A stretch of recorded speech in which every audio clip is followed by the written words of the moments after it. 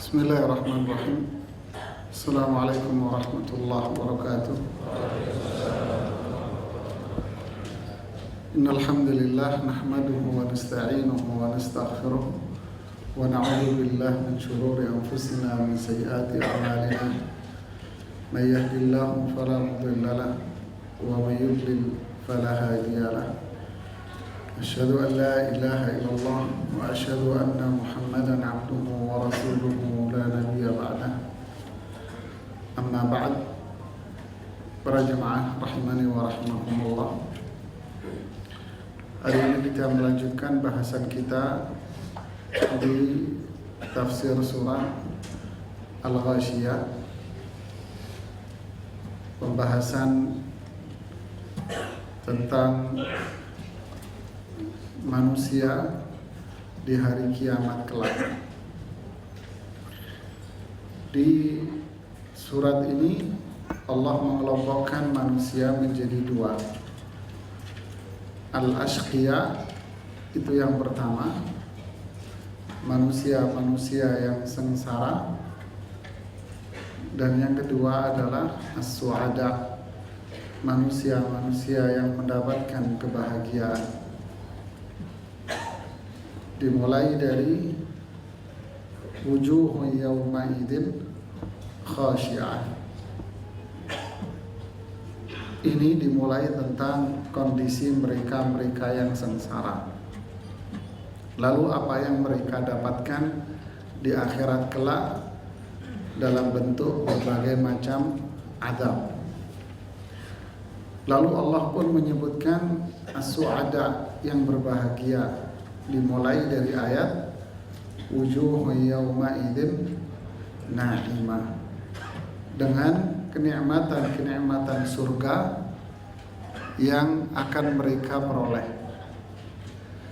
Lalu ayat berikutnya sangat menarik sekali, kaitan-kaitan ayat-ayat ini dengan yang sebelumnya. Pada ayat yang 17 ini Allah berfirman, A'udzu billahi minasyaitonir rajim. Afala yanzuruna ilal ibili kaifa khuliqat. Tidakkah mereka melihat onta itu? Kaifa khuliqat? Bagaimana onta itu diciptakan? Dan di bawahnya pun ada 4 di situ. Tidakkah mereka melihat bagaimana onta diciptakan? Kemudian wa ilas sama, melihat langit. Kaifa rufi'at, bagaimana langit itu ditinggikan oleh Allah. Kemudian yang ketiga, tidakkah mereka itu melihat gunung-gunung itu? Kaifa nusibat, bagaimana gunung itu ditancapkan oleh Allah Subhanahu wa ta'ala. Lalu yang keempat, wa ilal ardi kaifa sudihat, tidakkah mereka melihat bumi ini, bagaimana Allah menghamparkannya. Lihat ayat ini, Allah memulai dengan mengatakan afala yanzurun, tidakkah mereka itu melihat? Pertanyaannya, siapa yang dimaksud dengan mereka di sini?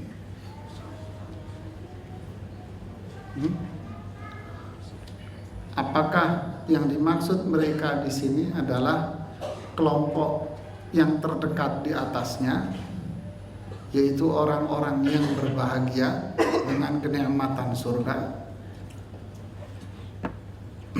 Siapa?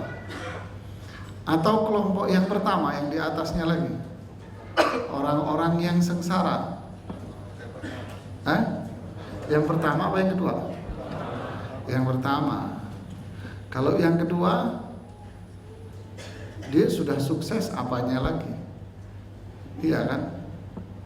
Jadi secara umum para ahli tafsir mengatakan ayat-ayat ini dari ayat 17 ke bawah ini menjelaskan keagungan dan kebesaran Allah pada penciptaannya.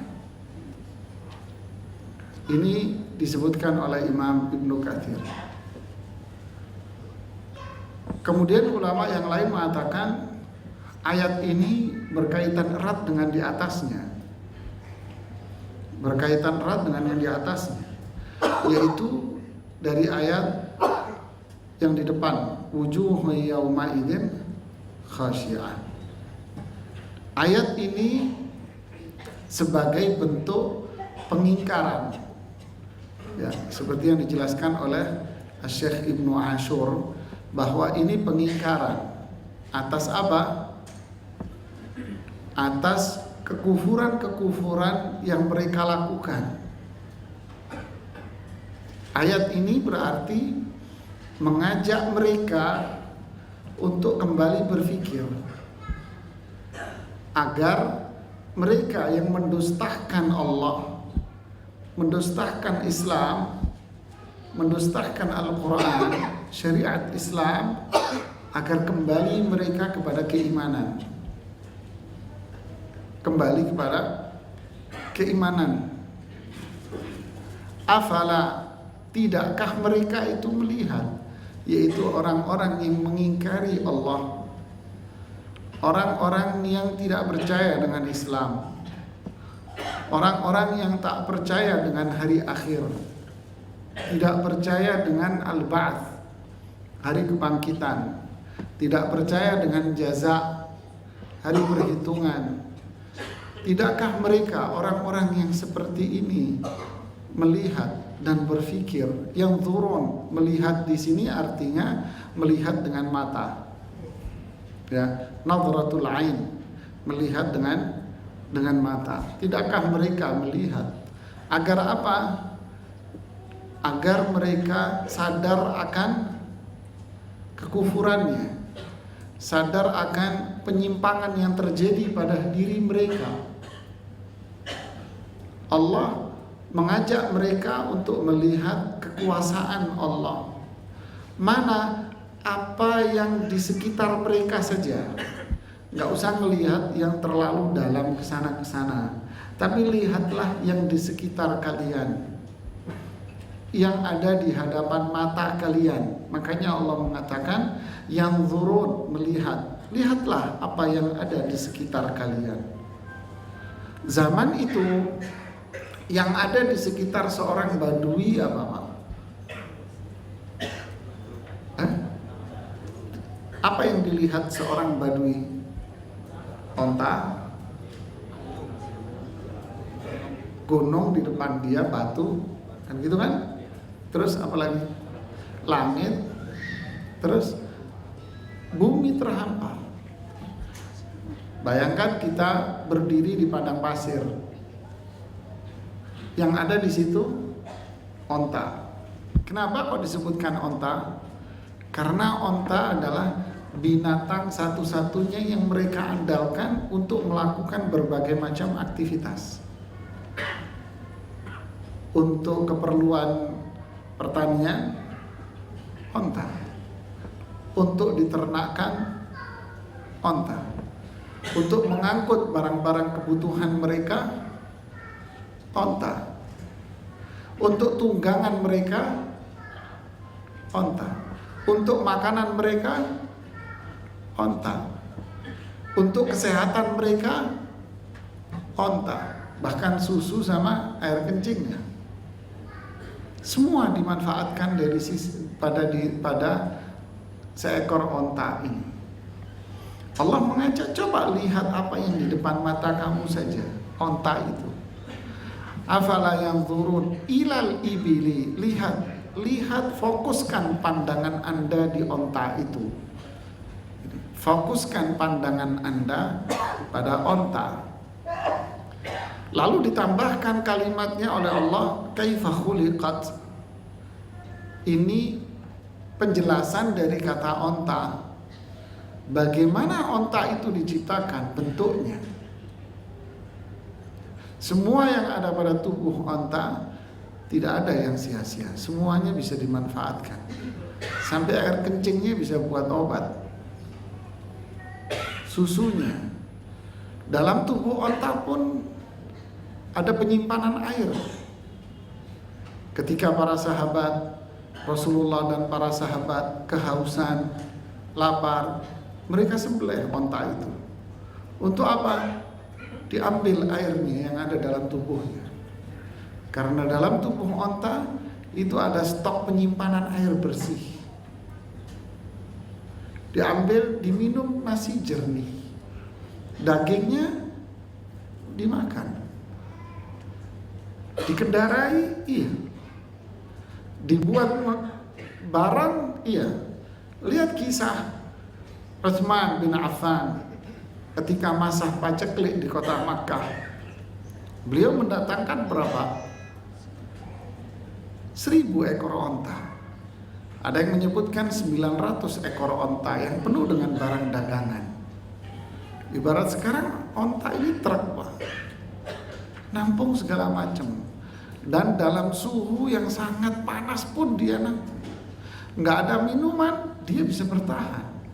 Karena dia memiliki stok minuman dalam perutnya.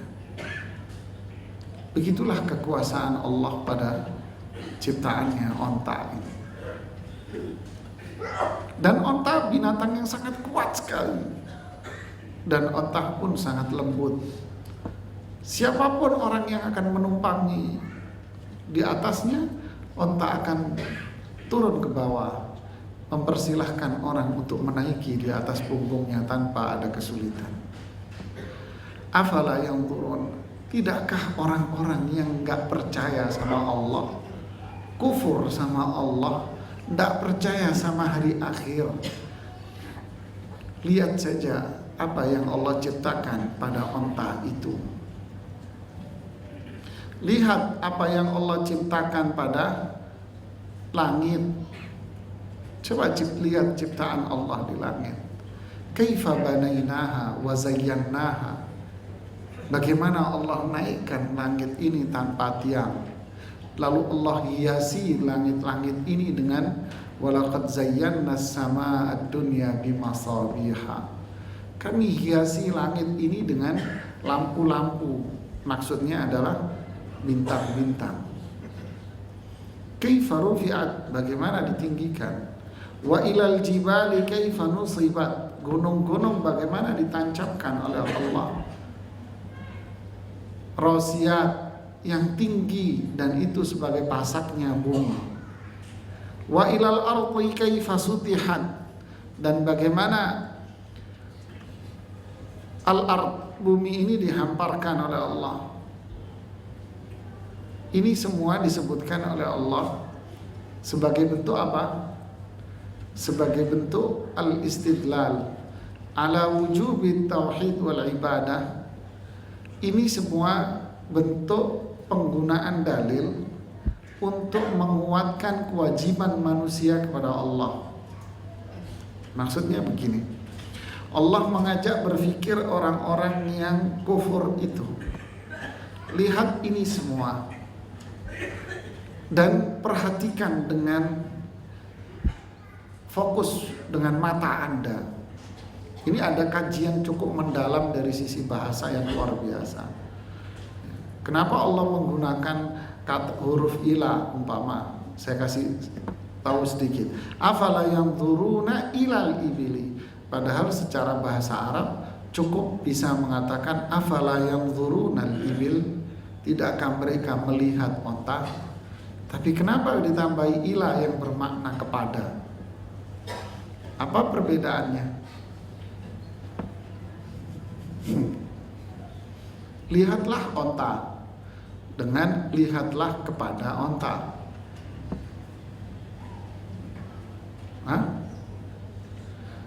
Menggunakan kata ila, kata Imam Ibnu Ashur di dalam kitab tafsirnya, apa? Menunjukkan Allah menyuruh kita untuk melihat dengan penuh fokus, dengan penuh konsentrasi. Anda teliti, Anda analisa kalau perlu. Kalau perlu Anda analisa. Dari ujung kuku sampai ujung kepalanya onta, kamu analisa itu. Jangan asal ngelihat, tapi lihat dengan penuh seksama. Langit kalau perlu Anda analisa. Farji'il basara hal tara min futur. Kamu lihat bolak-balik itu langit. Ada sedikit kekurangan dan kesalahan pada ciptaan Allah atas langit. Farji'il basara karratain yanqalib ilaikal basaru khasi'an.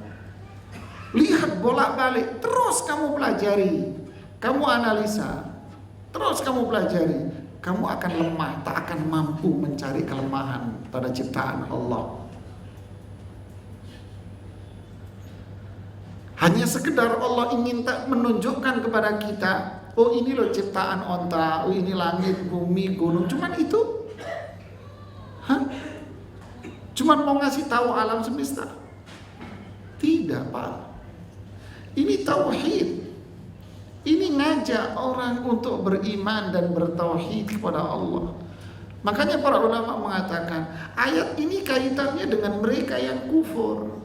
Allah mengajak mereka yang kufur ini akan ada agar mereka sadar.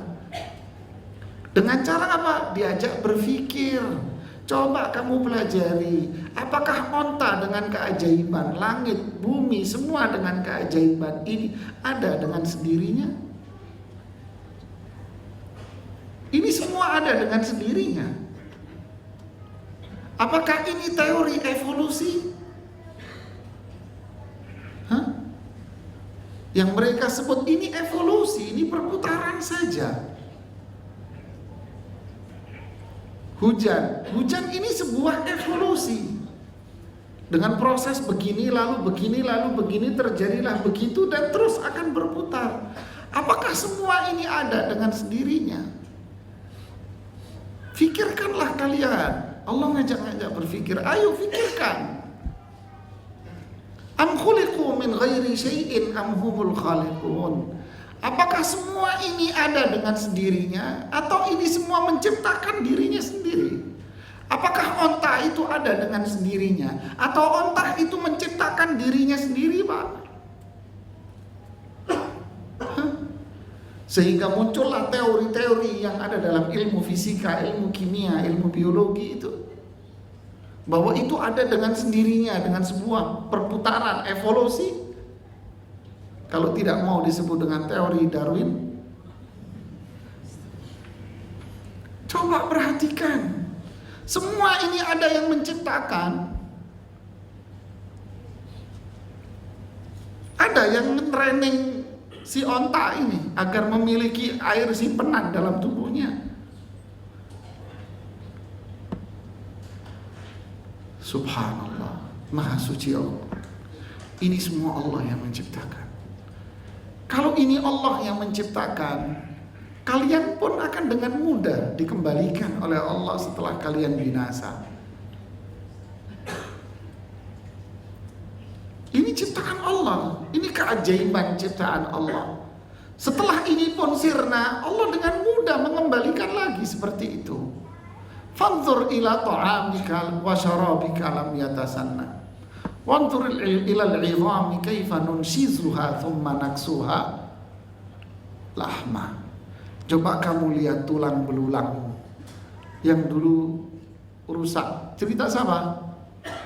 Uzair. Coba lihat Uzair, itu apa namanya? Keledai yang kamu tunggangi 100 tahun yang lalu. Kan? Uzair kan diwafatkan oleh Allah 100 tahun, Pak. 100 tahun wafat Uzair. Setelah genap 100 dihidupkan sama Allah. Waktu itu dia pakai keledai. Coba Uzair lihat keledaimu mana? Ini tulang belulang berserakan. Coba kamu lihat dengan mata kepalamu sendiri. Lihat kata Allah. Tulang belulang yang berserakan itu kayak anak kecil main game puzzle, lalu tulang belulangnya itu menyatu jadi satu, tersusun. Setelah tersusun tulang itu, tsumma naksuha lahma, kami bungkus dengan daging. Setelah dibungkus daging, dibungkus kulit, lalu jadilah keledai Uzair 100 tahun yang lalu. Dengan mata kepalanya dia melihat. Dengan mudah Allah menciptakan ini semua. Maka dengan mudah pula Allah membangkitkan manusia dari kuburnya. Dengan mudah Allah mewafatkan, menghidupkan, menghisab, menyiksa manusia, memberikan nikmat manusia. Itu semua dilakukan dengan kemudahan oleh Allah Subhanahu wa ta'ala. Jadi menyebutkan ini untuk menanamkan tauhid. Tauhid apa? Tauhid rububiyah, bahwa penciptaan, pengaturan alam semesta, kekuasaan alam semesta itu di tangan Allah. Allah yang atur, Pak, bukan teori evolusi. Allah yang atur alam semesta, bukan ada sendirinya. Untuk apa ini semua? Untuk menanamkan prinsip tauhid uluhiyah agar kita beribadah kepada Zat yang mengatur alam semesta ini. Agar manusia beribadah kepada ini. Seharusnya pelajaran IPA itu mengajak anak untuk bertauhid dan beriman, Pak. Tapi sayangnya kita dijauhkan oleh mereka ini, dan kita ditonjolkan bahwa alam semesta ini ada dengan sendirinya. Ada dengan sebuah teori yang namanya evolusi. Dijauhkan umat Islam dari prinsip iman. Al-Quran ketika bicara ini bukan bicara teknologi, tapi Al-Quran bicara ini tauhid. Mengajak orang untuk berpikir tentang keagungan Allah pada penciptaannya. Ini ilmu. Ini IPA, Pak, ini sains. Pelajari ini untuk apa? Untuk tauhid, untuk beriman kepada Allah, untuk ibadah kepada Allah Subhanahu wa ta'ala. Tapi sayang tak secuil ada dalam lingkungan kita. Sekali lagi kita korban atas kurikulum sekuler dan liberalisme seperti ini, Pak. Jadi ayat 17 sampai dengan 20 ini sekali lagi mengajak kita untuk apa? Iman dan tauhid. Imam Ibnu Katsir menyebutkan hadis bahwa penyebutan ini semua memang berkaitan dengan tauhid. Beliau menyebutkan hadis dari Anas Ibnu Malik, diriwayatkan oleh Imam Muslim dan disebutkan oleh Imam Bukhari secara ta'liq. Anas mengatakan, kunna nuhina an nas'ala Rasulullah sallallahu alaihi wasallam. Kami dulu dilarang oleh Rasulullah SAW untuk bertanya kepada beliau macam-macam. Kami nggak boleh nanya macam-macam. Kemudian kata beliau, fakana yu'jibuna an yaji'a ar-rajul min ahli al-badiyah. Kami suka kalau ada orang Badui datang nanya. Kenapa? Kesempatan kita dapat ilmu juga. Fayas'aluhu wa nahnu nasma'. Dia bertanya, kami yang dengerin. Faja'a rajulun min ahli al-badiyah. Datanglah seorang laki-laki dari Badui. Faqal, dia mengatakan, ya Muhammad, wahai Muhammad. Ini orang Badui ini. Ya memang begitu dia. Wahai Muhammad, atana rasuluk. Utusanmu datang menemui kita. Annaka tas'um annallaha arsalak. Kamu mengaku bahwa Allah mengutusmu. Lihat Pak, pertanyaan awalnya ya. Kamu mengaku Allah mengutus kamu sebagai Rasul, membawa wahyu, membawa ajaran. Ini Badui loh, Pak. Ya, lihat. Qal sadaq. Nabi menjawab, iya. Lihat dialog antara Badui dengan Rasulullah. Rasul menjawab, iya benar, saya utusan Allah. Rasul tidak banyak menjawab. Ya. Ini Badui, logika berpikirnya pendek. Ngomong kepanjangan malah kakak nyambung. Sudah biar dia yang nanya. Kan gitu kan? Ya, iya. Udah Nabi jawab gitu. Qal faman khalaqas sama. Badui ngetes Rasulullah. Siapa yang menciptakan langit? Rasulullah menjawab, Allah. Allah yang menciptakan langit.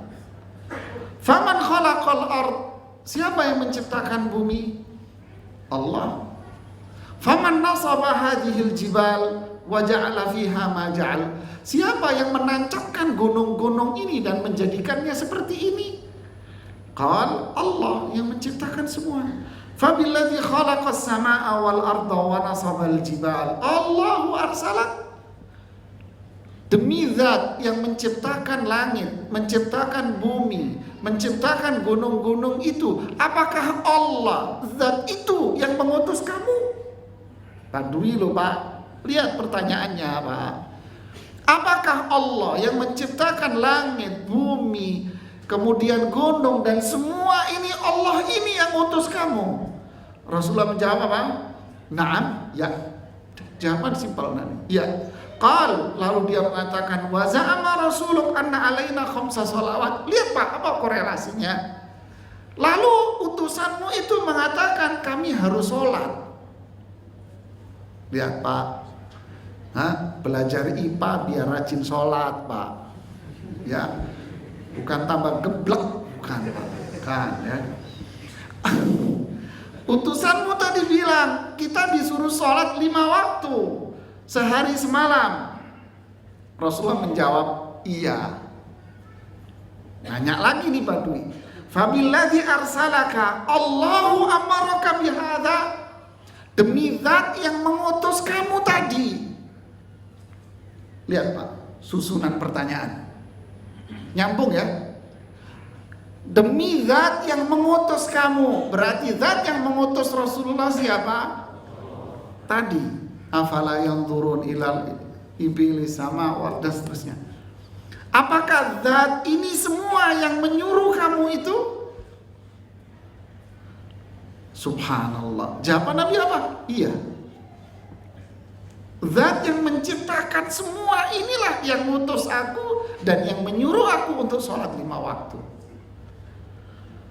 Wa za'ama rasuluk anna alaina zakah fi amwalina. Utusanmu juga bilang kita suruh mengeluarkan zakat. Rasulullah menjawab iya. Fabilladzi arsalak Allahu amaraka bihadza. Demi zat yang mengutus kamu, apakah Allah juga yang menyuruh kita mengeluarkan zakat? Iya. Utusanmu juga mengatakan kita harus melakukan haji kalau kita mampu ke sana. Iya. Kemudian tsumma walla. Lalu si Badui ini pergi aja, sudah gitu. Pergi begitu aja. Sambil pergi, sambil dia ngomong apa? Walladzi ba'atsaka bil haqq la azidanna wala anqusu minhunna syai'a. Sambil jalan sambil ngomong, demi Allah yang menciptakan semua, saya enggak akan tambahi, enggak tak kurangi sama sekali. Berjalan. Rasulullah pun jawab, kalau dia jujur masuk surga dia. Jadi seharusnya belajar sains itu untuk apa Pak? Untuk apa? Tambal nyambut gawe Pak, boten gitu ya. Buat cari duit Pak, bukan. Buat iman. Ini tauhid rububiyah, ini tauhid uluhiyah. Ini mengakui keagungan dan kebesaran Allah. Lahirnya apa? Rajin sholat, ngeluarin zakat, puasa, haji, semua yang dilakukan. Ini yang diinginkan. Al-Quran bukan kitab teknologi Pak. Al-Quran ini kitab mengajarkan kita iman, tauhid, ibadah. Penyebutan alam semesta untuk apa? Untuk mengingatkan kita bahwa ini semua Allah yang mengatur. Jika Allah semua yang mengatur, maka kembalilah semuanya kepada Qul huwallahu ahad. Qul huwallahu ahad. Apa yang dimaksud ahad? Lam yalid walam yakul lahu kufuwan ahad. Tidak punya sekutu. Tidak ada yang mensamai Allah. Tidak ada. Jika seperti ini keimanan kita, maka Allahu Samad, Allah tempat aku bergantung. ketika Imam Ibnu Rajab menjelaskan hadis tentang zuhud. Uzhud fid dunya yuhibbukallah. Zuhudlah kamu di dunia, Allah akan cintai kamu. Beliau menyebutkan dialog antara seorang ulama salafus saleh. Beliau menyebutkan namanya Abu Haris, begitu aja beliau menyebutkan di kitab Jami'ul Ulum wal Hikam. Beliau ditanya oleh muridnya, "Ma maluk?" Hartamu mana? Hartamu mana? Apa kerjaan Anda? Mana kekayaan Anda? Apa jawaban beliau? Saya punya 2 harta. Lam akhshal faqra abada. Saya punya 2 harta. Dengan 2 harta ini saya tidak akan takut miskin selama-lamanya, Pak. Dengan 2 harta ini saya tidak akan takut miskin selama-lamanya. Apa itu? Athiqatu billah. Saya percaya sama Allah. Wal ya'su inda ma fi aidin nas. Dan saya tak pernah mengandalkan apa yang ada di tangan orang. Saya percaya sama Allah. Manusia? Enggak. Nanya lagi muridnya, "Ama takhshal faqr?" Kamu enggak takut miskin? Kamu enggak takut miskin? Apa jawabannya? Kaifa akhshal faqra wa maulaya khalaqas samawati wal ard. Bagaimana aku takut miskin sedangkan zat yang mengatur urusan saya, dialah zat yang menciptakan langit dan bumi. Gimana saya takut miskin? Saya tidak akan takut miskin. Yang mengatur saya zat yang punya langit yang 7, Pak. Lihat, Pak, ini iman, Pak, iman.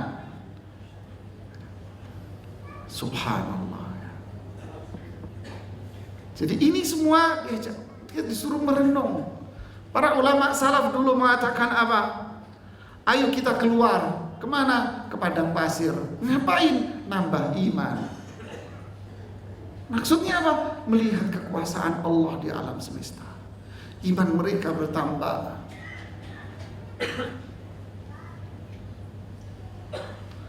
Subhanallah. Lalu Allah mengatakan, "Fadzakir." Berilah peringatan. Siapa yang dimaksud fadzakir di sini? Orang-orang yang ingkar sama Allah. Fadzakir, kasih peringatan mereka. Innama anta mudzakir, kamu cuma ngingetin saja. Penjelasan para ahli tafsir bagus di sini. Tugas kamu wahai Muhammad ngingetin orang. Wa ma 'alar rasuli illal balagh. Tugas kamu memberikan kabar buruk kepada orang yang ingkar, memberikan kabar baik kepada orang yang taat. Kasih kabar buruk itu. Ya ayyuhal muddatsir qum fa'anzir wa rabbaka fakabbir. Qum fa'anzir, bangun, kasih kabar buruk orang-orang yang ingkar kepadamu. Fadzakir, ingatkan mereka. Innama anta mudzakir, ditekankan lagi oleh Allah. Tugas kamu memberikan kabar buruk, tugas kamu ngasih kabar baik orang yang taat. Tabbat yada Abi Lahab wa tab, binasa itu Abu Lahab sama istrinya sekalian. Di satu sisi Rasulullah mengatakan apa? Abu Bakar fil jannah, Umar di surga, Utsman di surga, Ali di surga, Tolha di surga, ini di surga, ini di surga, kalian di surga. Di satu sisi Abu Lahab sama bininya di neraka. Kalian semua, man ata'ani dakhalal jannah wa man asani faqad aba. Kalian semua taat kepadaku, berarti kalian masuk surga. Enggak mau taat, berarti enggak mau masuk surga. Fadzakir, kasih kabar buruk. Innama anta mudzakir. Kata Ibnu Ashur di tafsirnya apa? Kalau mereka mereka belum mentaati kamu, fala tayas, jangan putus asa. Kalau mereka menentang kamu, jangan putus asa. Innama anta mudzakir, tugas kamu mengingatkan. Kata beliau apa? Ini menunjukkan memberikan tadzkir, peringatan kepada manusia itu tak cukup sekali dua kali, harus terus menerus. Hada yadullu ala istimrar wad dawam, kata beliau. Ini menunjukkan bahwa tadzkir, mengingatkan orang itu terus menerus, jangan bosan. Orang itu belum mengerjakan, jangan putus asa. Terus lakukan, terus. Menentang kamu tidak apa-apa, terus lakukan, terus. Lihat Nabi Nuh, last minute Pak, anaknya. Last minute apa? Ya bunayyarkam ma'ana, naik sini. Tak mau. Sa'awi ila jabalin ya'simuni minal ma', saya mau renang. Saya mau naiki gunung sana biar saya selamat. Saya bisa kok.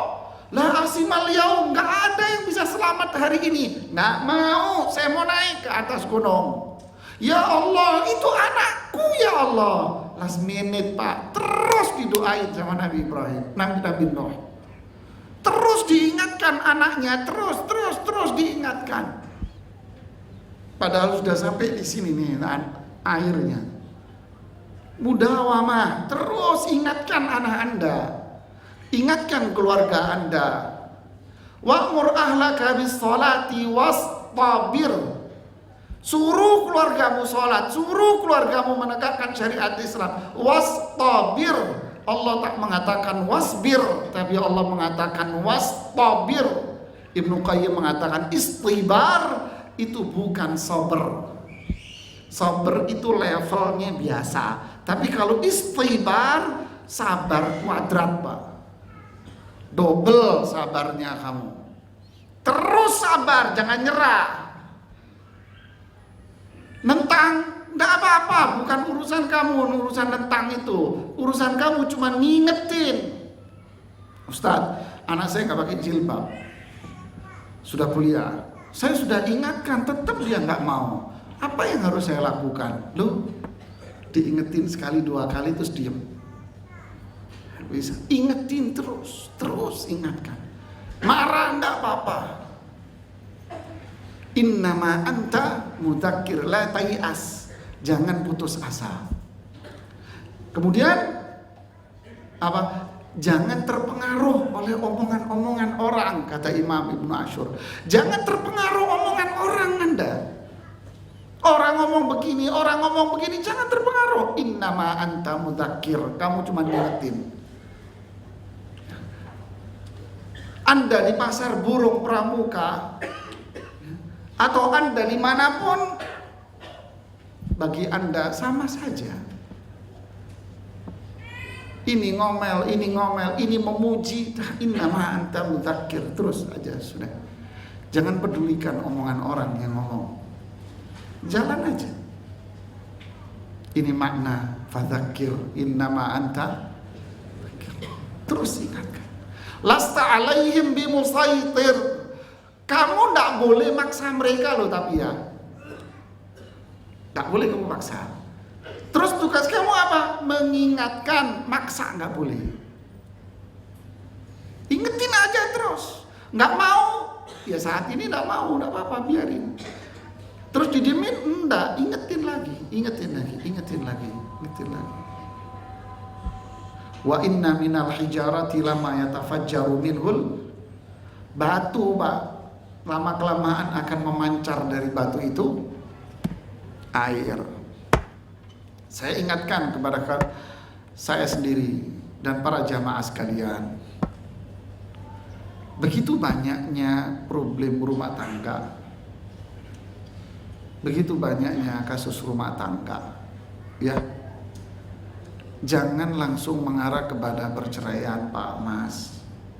Ya, saya ingatkan diri saya, kita semua.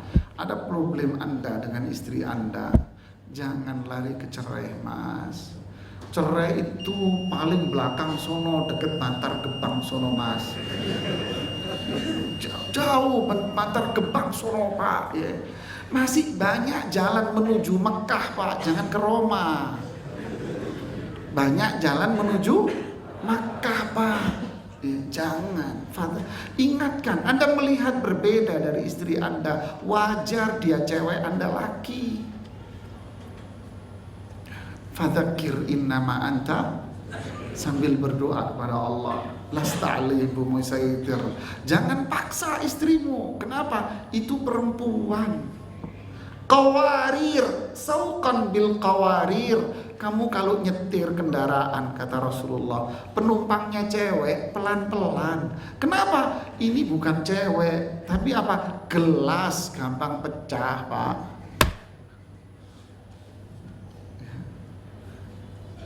Diumpamakan sama Rasulullah dengan apa? Gelas, Pak. Gampang pecah. Pelan-pelan saja. Sabar, sabar. Saya teriang-iang terus ucapan Syekh Abdul Aziz Al-Khudairi. Apa? Sabar. Ngalah itu bukan hina ya ikhwan. Dulu di puncak dulu tahun 2001 dulu. 2001. Saya masih kuliah dulu 93 atau 94 dulu. Kata beliau apa? Ngalah itu bukan hina, nah. Katanya dia, ngalah bukan hina ya ikhwan. Fadzakir innama anta lasta alaihim. Jangan paksa dia. Ini istaqamta. Kalau kamu lurusin istrimu, patah, Mas. Kamu diemin, tambah bengkok, Mas. Serba salah, kagak. Susah. Ya kan? Iya sudah. Itulah kehidupan, Mas. Mau bikin pisang goreng aja susah. Apalagi mau bikin anak, tambah susah lagi, Pak. Lasta alaihim. Lingkup masyarakat, keluarga sama sudah. Jangan, kita bukan orang tukang maksa. Tapi tetap kita mengingatkan nasihat ad-dinu an-nasihat. Illa man tawalla wa kafar.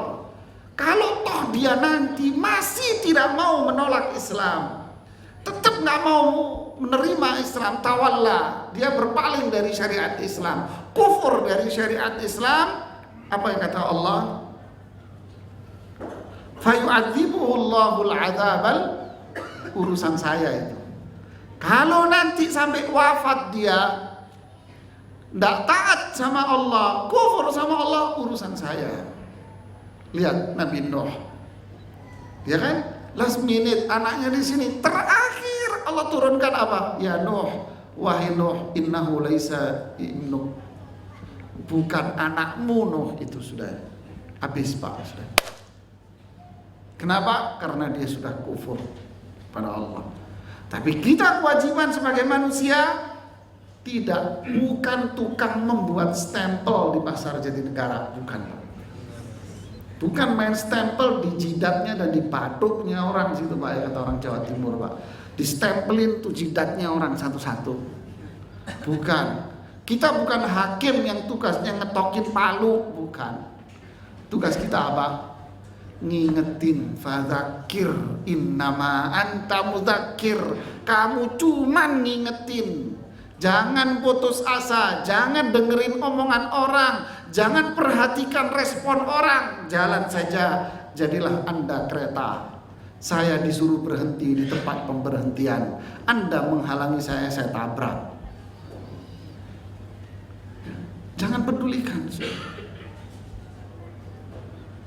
Yang kufur kepada Allah, fayu'adzibuhullahul adzabal akbar. Sudah Isya ya.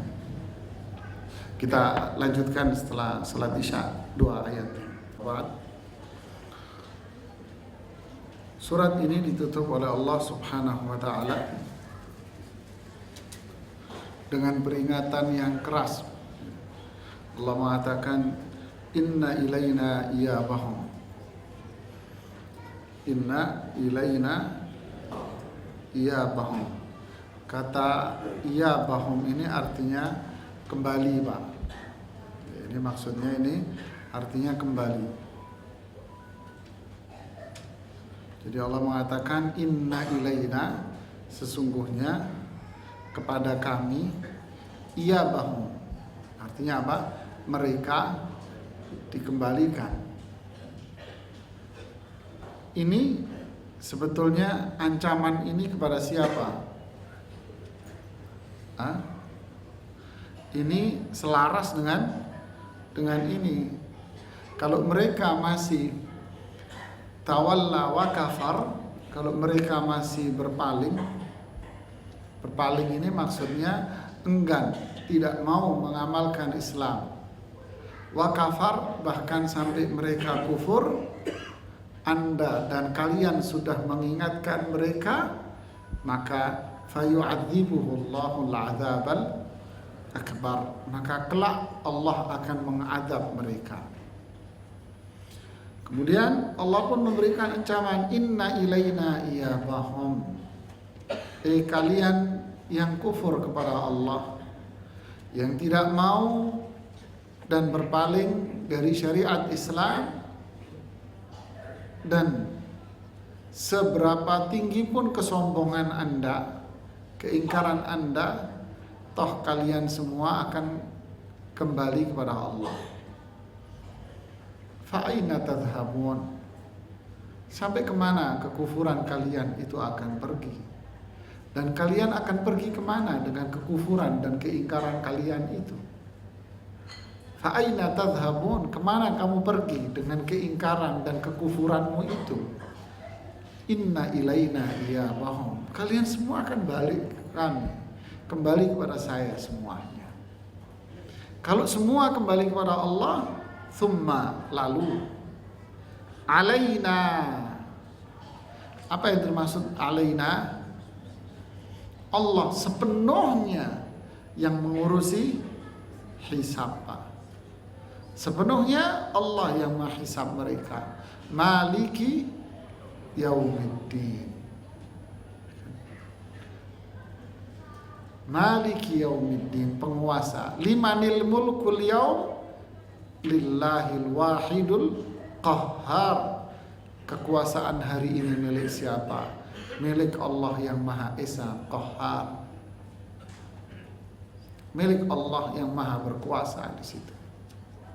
Jadi ini peringatan keras bagi mereka yang kufur, bagi mereka yang bermaksiat terus di jalan Allah, bagi mereka yang tidak mau kembali kepada Islam, tidak mau melakukan ketaatan, tidak mau kembali kepada Al-Quran dan Sunnah Rasulullah Sallallahu Alaihi Wasallam, terus dalam kesombongan dia dan keingkarannya. Kemanapun mereka akan pergi dengan keingkarannya seperti Fir'aun, maka tetap Fir'aun akan kembali kepada Allah dengan diazab oleh Allah. Qarun dengan keengganan dia, kesombongan dia dengan hartanya, toh Qarun dan hartanya ditenggelamkan di perut bumi.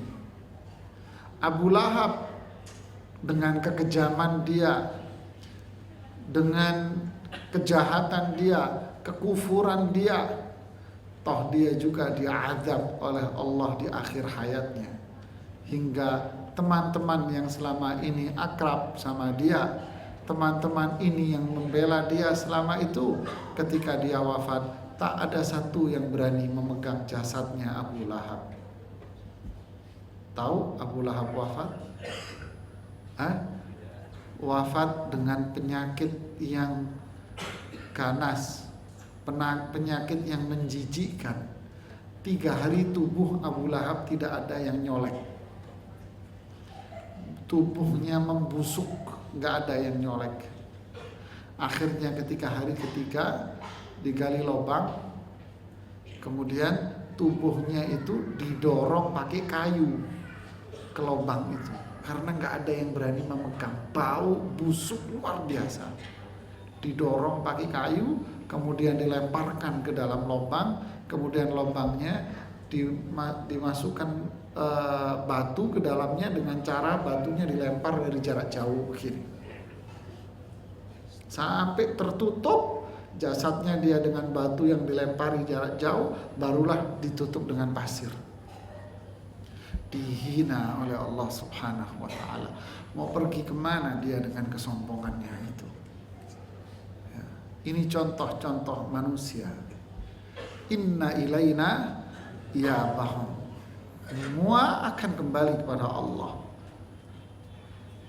Thumma inna alaina, hanya Allah yang membuat perhitungan. Hadis yang sangat mengerikan sekali. Apa itu? Hadis sahih bahwa di keturunan Adam yang masuk neraka 99%, Pak. Yang masuk neraka dari keturunan Adam, akhrij min dzurriyyatika ba'than 99. Keluarkan dari keturunanmu wahai Adam 99, dan masukkan mereka ilan nar, masukkan mereka ke dalam neraka. Yang tersisa berapa, Pak? 1 dari 100. Berarti berapa persen? 95%. Akhrij min kulli mi'atin 99 ilan nar. Keluarkan pada setiap 199. Na'udzubillah. Ini ancaman keras bagi mereka yang kufur, berpaling dari syariat Islam, menentang Allah. Semua umat-umat dahulu contoh konkret bagi kita semuanya. Qul siru fil ardi fanzuru, lihatlah kalian fil ard, apa yang terjadi pada umat-umat ini. Fanzur akibatal ladina, akibatal mukadzimin, akhir perjalanan orang-orang yang mendustakan Allah itu. Mudah-mudahan Allah memberikan keteguhan iman kepada kita semuanya. Ya musabbital qulub, tsabbit qulubana ala dinik. Wahai Zat yang membolak-balikkan hati, teguhkan hati kita, keluarga kita semuanya di dalam keimanan kepada Allah Subhanahu wa taala. Ini yang bisa saya sampaikan. Wallahu a'lam bishawab. Silakan kalau ada yang mau ditanyakan. Halo.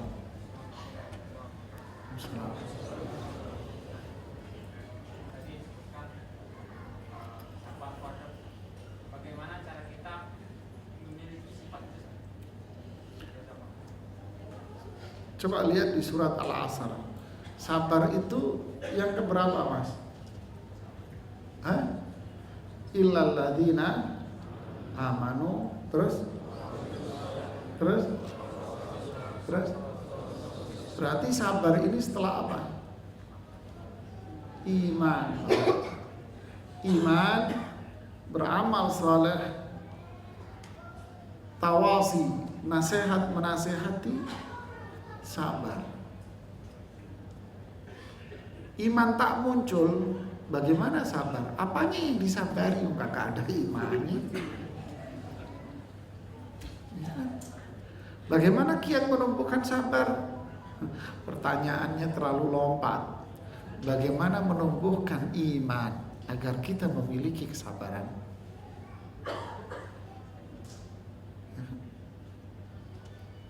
Orang-orang yang tidak ada iman, apa bisa dia melakukan ketaatan? Enggak, berarti enggak punya sabar. Maksiat dikerjakan, berarti enggak ada sabar. Kalau ada musibah, apa yang terjadi? Mengeluh, menyalahkan Allah, berarti tak punya sabar. Lalu ajaban li amril mu'min, inna amrahu kullahu khair. Menakjubkan urusan orang beriman, semua perkara yang ada pada dirinya baik. Kalau dia mendapatkan sebuah nikmat, dia tambah bersyukur kepada Allah. Kalau dia ditimpa sebuah musibah, sabar, dia bertahan. Senyummu imanmu, Mas. Senyum yang mana? Senyum yang dihasilkan dari iman. Senyum beneran, bukan senyum kecut, Mas. Kalau senyum kecut itu senyum pura-pura. padahal di hatinya ada api di situ. Itu jawaban saudara. Yang lain? Silakan Pak. Assalamualaikum warahmatullahi wabarakatuh. Kembali ke belakang Ustaz, tentang apa maksudnya Al-Quran menyebutkan berkali-kali tentang kiamat. Kemudian surat Al-Zilzalah, surat Al-Qari'ah, surat Al-Haqqah, bahkan ada surat yang menyebutkan kiamat sendiri Ustaz. Jadi apa maksudnya apa Ustaz? Ya, penyebutan kiamat ada di beberapa ayat. Jawabannya sama dengan permasalahan kenapa kok selalu diingatkan sholat oleh Rasulullah. Sampai hendak beliau mau wafat pun apa omongannya? As-sholata wa ma malakat aymanukum. Perhatikan sholat ya sebelum Rasulullah wafat. Kenapa? Kenapa Pak? Ada yang bisa jawab? Kenapa sholat terus diingatkan oleh Rasulullah Sallallahu Alaihi Wasallam? Pentingnya permasalahan sholat. Kenapa kiamat itu disebutkan terus di dalam Al-Quran? Pentingnya umat Islam faham akan hal itu. Kalian harus tahu bahwa dunia ini akan habis Pak, selesai. Dunia ini dilipat sama Allah nanti. Kata yisijil lilil kutub, seperti kelipat buku, habis. Agar menanamkan iman adanya hari akhir. Kalau memiliki iman seperti ini, manusia tak terlena dengan dunia. Tidak ada istilah PW di dunia, Mas. Nanti PW-nya di surga. Kalau kamu PW di sini, di neraka nanti tempatnya ya. Menanamkan ini Pak, agar manusia tak terlena dengan gemerlap dunia. Kemudian apa? Memicu dan mendorong manusia untuk menjadi orang-orang yang tunduk patuh terhadap perintah Allah. Sadar akan kelemahan-kelemahan pada diri manusia, meyakini keagungan dan kebesaran Allah, dan seterusnya sifat-sifat positif dan akhlak yang terkandung di situ. Ini maksudnya iman yang diinginkan. Jadi sederhananya kenapa disebutkan? Ya biar manusia memiliki iman Pak. Iman kepada Allah, iman dengan hari akhir. Ada pertanyaan lain? Silakan Mas. Assalamualaikum. Tadi Ustaz menjelaskan ada sebuah cerita kalau zaman sahabat ada yang tidak takut miskin Ustaz. Kenapa? Ada yang tidak takut miskin. Terus kita dalam pekerjaan kadang-kadang ada rezeki dan kadang-kadang tidak Ustaz. Terus bagaimana caranya supaya kita tetap teguh untuk tidak takut miskin itu Ustaz saat kita tidak dapat rezeki? Ya. Kiat agar tak takut miskin. Para sahabat radhiyallahu taala anhum ajma'in, seseorang yang sama sekali mereka tak terfikir di benak mereka itu miskin atau kaya. Tidak terpikir di benak mereka. Yang ada di benak mereka apa? Yang ada di benak mereka hanya ada satu, la ilaha illallah. Saya ditanya oleh satu jamaah, Ustadz, bagaimana menumbuhkan ikhlas? Saya mengatakan ikhlas itu bukan di mulut. Kalau bicara tempat, di hati. Satu, bagaimana? Terus bagaimana caranya? Hati kita jangan ada tulisan lain. Kalau dulu suka mengatakan belalah dadaku, di situ ada namamu, syirik kamu berarti.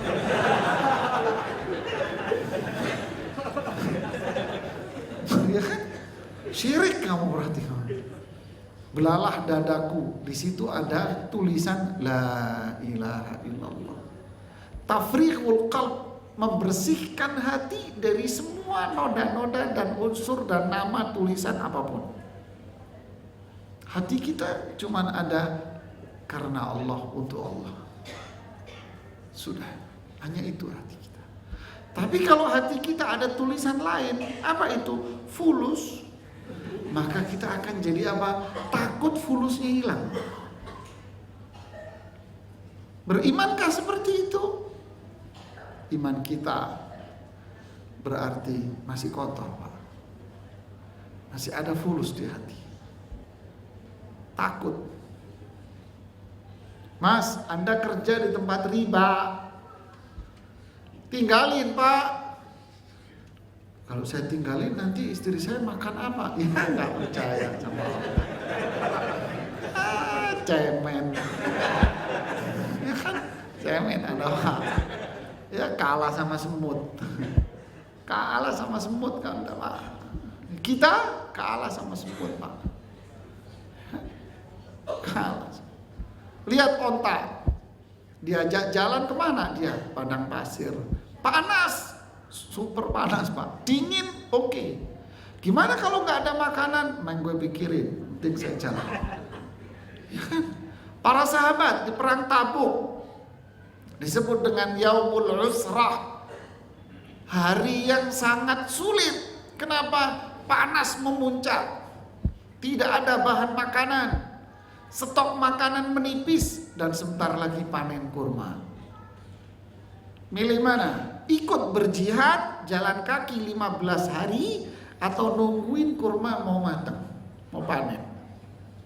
Pilih mana? Hah? Ayo. Milih mana, Pak? Kalau kita suruh milih. Kalau kita sambil jempolnya dua, kalau orang Solo nyuwun sewu, Mas, dipun dereaken. Silahkan jalan deh. Idhab wa rabbuka fa inna hahuna qaidun. Jangan kita pergi sama Tuhanmu, saya nungguin panen. Kan Sa'ad bin Mu'adz mengatakan pada waktu perang Uhud apa? Wahai Rasulullah, kami bukan orang-orang yang mengatakan pergilah engkau wahai Rasulullah, kami duduk di sini. Tidak. Kami mengatakan wahai Rasulullah, pergilah engkau wahai Rasulullah, kami yang berada di depan. Andai engkau berjalan melewati lautan, kami akan seberangi lautan itu. Jika engkau menyuruh kami menyelam dasar lautan, kami seberangi dasar lautan itu wahai Rasulullah. Ada apa di hatinya, Pak? Iman, bukan tempe mendoan, Mas, ya. Saat ketika wafat, kemana engkau wahai Rasulullah? Saya takut keduluan Jibril. Jibril mau melayat jenazahnya, jasadnya Sa'ad bin Mu'adz. Kata Jibril, sebentar lagi turun 70.000 malaikat ikut melayat jenazahnya Sa'ad bin Mu'adz. Ada apa artinya, Pak? Islamnya cuma 5 tahun Sa'ad bin Mu'adz. Yaumul Usrah, jalan, Pak, para sahabat. Panas, modal yang dibawa oleh Utsman bin Affan tidak sampai di tempat, habis, Pak, tengah jalan. Fawallahi, kata Umar bin Khattab, demi Allah, hari itu kami mencapai tingkat haus yang luar biasa, sehingga para sahabat mengatakan, wahai Umar, coba Anda lihat leher saya masih ada atau belum. Apa maksudnya, Pak? Begitu hausnya, keringnya tenggorokan mereka, hingga mereka merasa lehernya sudah tidak ada. Jalan terus jalan, Pak, terus berjalan. Yakin ala inna nasrullahi qarib. Tak mikir makan, Pak. Kita mau jalan, ntar makan siang di mana? Dasar iman tempe mendoan gitu. Isi pikirannya yuk pulang kalau kita sih, pikiran kita makanan. Sahabat, Imam Syafi'i dibawain ibunya dari Gaza, dari Palestina. Pak, umur kecil cuma dibawain apa? Roti kering. Kalau mau makan cari air dulu untuk dicelupin di roti kering. Dicelupin di air baru bisa dimakan. Subhanallah. Iman di hatinya hanya ada kalimat la ilaha illallah. Wahai Khalid bin Walid, kenapa pasukanmu ini tak bisa dikalahkan? Padahal jumlahmu sedikit. Peralatan perang kamu gak memenuhi, sedikit sekali. Tapi kenapa engkau gak bisa kalah? Ya, kami punya satu senjata. La ilaha illallah di hati saya. Gak bisa dikalahkan. Tak ada yang bisa membunuh Ali bin Abi Thalib. Tak ada yang bisa membunuh Abu Bakar As-Siddiq. Beliau wafat sakit. Tak bisa membunuh Umar bin Khattab. Beliau wafatnya ditusuk waktu sholat. Tak ada yang bisa membunuh Utsman bin Affan. Beliau tak melawan karena disuruh oleh Rasulullah. Wahai Utsman, tetaplah di tempatmu apapun yang terjadi. Semasa Rasulullah masih hidup. Beliau tak melawan bukan karena gak mampu, tapi terbayang-bayang ucapan Rasulullah. Tak ada yang bisa membunuh Ali bin Abi Thalib. Kelompoknya Khawarij yang membunuh Ali dari jarak jauh dengan melempar panah, Pak. Tak bisa membunuh Zubair bin Awam. Kenapa? Satu Zubair 1000 lawannya, Pak. Satu Zubair 1000, Pak. Tak bisa. Diapain? Dilempar panah jarak jauh Zubair bin Awam. Talha bin Ubaidillah mengalahkan pasukan Abu Sufyan dalam perang Uhud. Terbunuhnya dilempar dari jarak jauh oleh kaum Khawarij. Satu orang punya apa? Tubuhnya gede-gede. Ini Pak. La ilaha. Ini yang bikin Islam jaya, Pak. Makanya tidak ada amalan yang lebih sulit daripada keikhlasan. Menanamkan kalimat la ilaha illallah di hati. Hasilnya apa? La yastawi indaka madihu wa damuh. Orang yang muji, orang yang mencela, Anda gak peduli. Sekampung muji Anda tak membuat Anda bangga sedikit pun. Sekampung mencela Anda tak membuat Anda patah semangat dan kecil hati atau jengkel. Anda akan terus berjalan. Saya akan berhenti di tempat yang Allah suruh saya berhenti.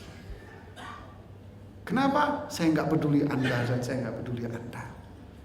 Yang memberikan balasan hanya keburukan datang dari Allah. Hanya ada satu. Ada makanan alhamdulillah, nggak ada makanan alhamdulillah. Rasulullah kalau ada musibah, alhamdulillah ya ala kulli hal. Segala puji bagi Allah atas semua kondisi yang mengalami saya. Ini iman tinggi, Pak. Kita harus berusaha mengosongkan hati kita dari semuanya. Kita isi di hati kita hanya ada kalimat la ilaha illallah. Kita tanamkan. Kita disetting dari TK sampai kuliah apa?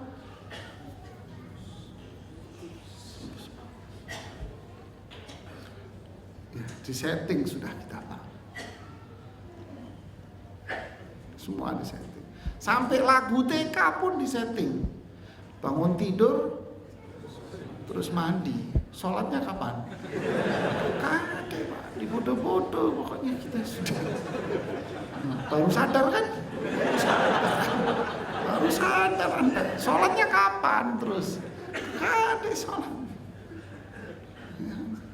Terus kita disetting untuk itu. Ini Ibu Budi pergi ke pasar. Terus disetting cari fulus. Nggak ada cerita ini Ibu Budi pergi ke masjid. Nggak ada, Pak, nggak ada. Ke pasar, Pak. Jadi kapitalis otaknya. Dan begitulah seterusnya, contohnya banyak. Ya. Jadi kita akhirnya merubah yang sudah tersetting di pikiran kita dengan konsep ini. Kita sekarang harus berusaha keras untuk merubah, Pak. Harus keras, harus merubah kita semuanya. Mindset kita jangan fulus, jangan uang, jangan dunia, Pak. Kalau kita mencari akhirat, kita dapat semua, Pak. Tapi kalau mencari dunia, nggak dapat semua, Pak. Saya kasih contoh kemarin sama satu orang. Mas, Anda mau menikah ya? Iya, jangan dideketin perempuan itu. Kenapa? Deketin bapaknya. Maksudnya, kalau kamu deketin anaknya, belum tentu bapaknya senang. Tapi kalau kamu deketin bapaknya, dapat anaknya, dapat warisan, dapat rumah,